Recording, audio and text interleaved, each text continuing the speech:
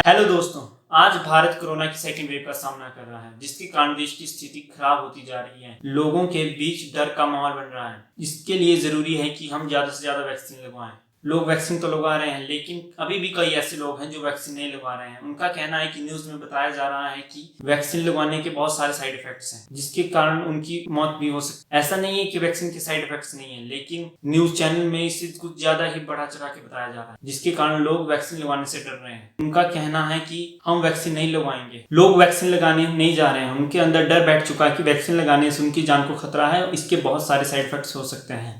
ऐसा नहीं है कि वैक्सीन के साइड इफेक्ट्स नहीं है, लेकिन इतने सीरियस कंसर्न नहीं है। अगर आप वैक्सीन लगवा लेते हैं तो आपके कोरोना से ग्रसित होने के चांसेस बहुत कम है। अगर आप वैक्सीन की दोनों डोजेस लगा लेते हैं तो आपके हॉस्पिटलाइज होने के चांसेस और भी कम है। अगर देखा जाए तो आपके हॉस्पिटलाइज होने के चांसेस मिनिमम 0% है। आज हम वैक्सीन के साइड इफेक्ट्स के बारे में जानेंगे, लेकिन वैक्सीन के साइड इफेक्ट्स जानने के पहले मैं आपको एक डाटा बताना चाहता हूं। अब तक इंडिया में जितने लोगों को वैक्सीन लग चुकी है उनका आंकड़ा है 140 मिलियन के करीब, लगभग 14 करोड़ लोगों को। और जिन लोगों को पूरी तरह जो वैक्सीनेट हो चुके हैं वो 20 मिलियन, 2 करोड़ लोग हैं। अगर हम इनका ओवरऑल परसेंटेज देखें, जितने लोग फुली वैक्सीनेटेड हो चुके हैं वो 2% से भी कम है, मींस 2%। ये समझ के रखिए आप। भारत में अभी 2 वैक्सीन को अप्रूवल मिला है, Covishield and Covaxin. Covishield AstraZeneca द्वारा बनाई गई है और कोवैक्सीन भारत बायोटेक द्वारा बनाई गई है। अभी और भी वैक्सीन को अप्रूवल मिल रहा है, जैसे स्पुतनिक वी उनमें से एक है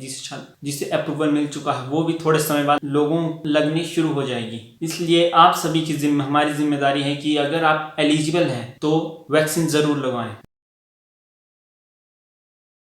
दोस्तों, कुछ लोगों को वैक्सीन ना लगवाने के पीछे ये भी कारण देते हैं कि जिन लोगों को वैक्सीन लग चुकी है उन लोगों को दोबारा से कोरोना वायरस क्यों हो रहा है। तो उनके लिए मैं बता दूं कि कोरोना वैक्सीन का असर होने में, वैक्सीन से आपकी इम्यूनिटी डेवलप होने में कुछ हफ्तों का टाइम लग सकता है। इसका मतलब ये है कि आप तब तक आपको कोरोना वायरस फिर से हो सकता है। इसके लिए जरूरी है कि हम कुछ प्रिकॉशनरी स्टेप्स लें, जैसे फेस मास्क को जरूर पहने। क्यों किसी भी प्लेसेस पे जाने से पहले फेस मास्क को जरूर इंश्योर करें कि आपने फेस मास्क पहना हो, और सैनिटाइजर का यूज करें। हाथों को सैनिटाइज करने के लिए अपने आप को जितना हो सके सोशल डिस्टेंसिंग का यूज करें। ये तो हो गया कि वैक्सीन का यूज कैसे होता है, वैक्सीन काम कैसे करती है। मैं ये भी नहीं कह रहा कि वैक्सीन के साइड इफेक्ट्स नहीं है। वैक्सीन के साइड इफेक्ट्स हैं, लेकिन वो इतने डेंजरस नहीं है। वैक्सीन के साइड इफेक्ट्स में आपको फीवर हो सकता है, लेकिन उसके लिए भी वैक्सीन लगवाते समय आपको पैरासीटामोल की दवा दी जाती है, जिसको खाकर आप फीवर से राहत पा सकते हैं। आपको अकड़न का अनुभव हो सकता है कुछ समय के लिए, लेकिन ये इतनी सीरियस प्रॉब्लम नहीं है। माना है कि वैक्सीन के साइड इफेक्ट्स, अगर हम इसके ज़्यादा सीरियस साइड इफेक्ट्स की बात करें तो वो इंडिया में नहीं है, वो बाहर की कंट्रीज में है। जैसे उनमें भी सबसे सीरियस प्रॉब्लम है ब्लड क्लॉटिंग का। ब्लड क्लॉटिंग आप जानते हैं कितनी सीरियस बीमारी है, डेंजरस बीमारी है। क्यों? वैक्सीन लगने के बाद वहाँ पे 4 केसेस आए हैं, जिसमें से 2 की डेथ्स हो गई है। क्योंकि अगर ब्लड क्लॉटिंग आपके दिमाग में या आपके सर में हो जाए तो आपको ब्रेन हेमरेज हो सकता है। यही हुआ था उन 2 लोगों के बीच में जो हेल्थ वर्कर थे, जिसके कारण उनकी डेथ हो गई थी। लेकिन ये इंडिया में अभी तक नहीं आए हैं।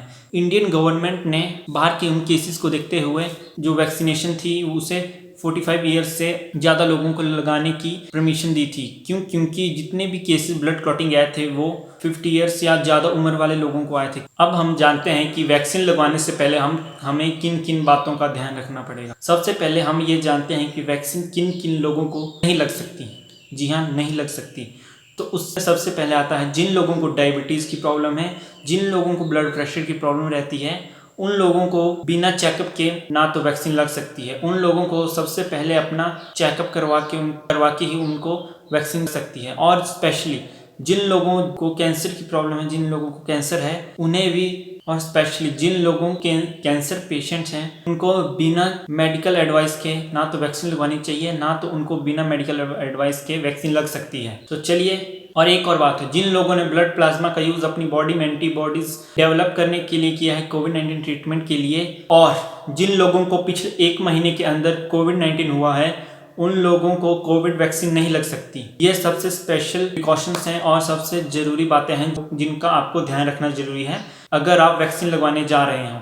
तो चलिए अब जानते हैं आफ्टर वैक्सीनेशन हमें कौन कौन सी सावधानियां, कौन कौन सी प्रिकॉशंस लेने की जरूरत है। वैक्सीन लगवाने के बाद इसके कुछ साइड इफेक्ट्स हो सकते हैं, जिसमें इंजेक्शन साइट पे पेन होना और फीवर जो कॉमन साइड इफेक्ट हैं। लेकिन इसके साथ साथ आपको अपनी सारे शरीर में, सारी बॉडी में अकड़न का अनुभव भी हो सकता है।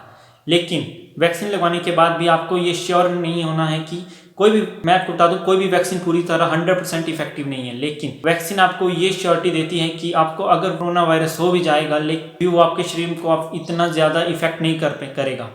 तो इसके लिए हमें जरूरी है कि हमें कुछ प्रिकॉशंस लेने की जरूरत है। जैसे वैक्सीन लगवाने के बाद भी हमें जब भी बाहर जाएं तो किसी के साथ भी मिले, ये जरूरी है कि हमें मास्क पहने रखना चाहिए। अपने हाथों को समय समय पर सैनिटाइज करना जरूरी है, जिसके कारण हमें कोविड होने से बच सकें। ये सबसे जरूरी प्रिकॉशंस हैं जो हमें लेना बहुत जरूरी है। तो ये तो बात होगी कोरोना वैक्सीन के साइड इफेक्ट्स के बारे में।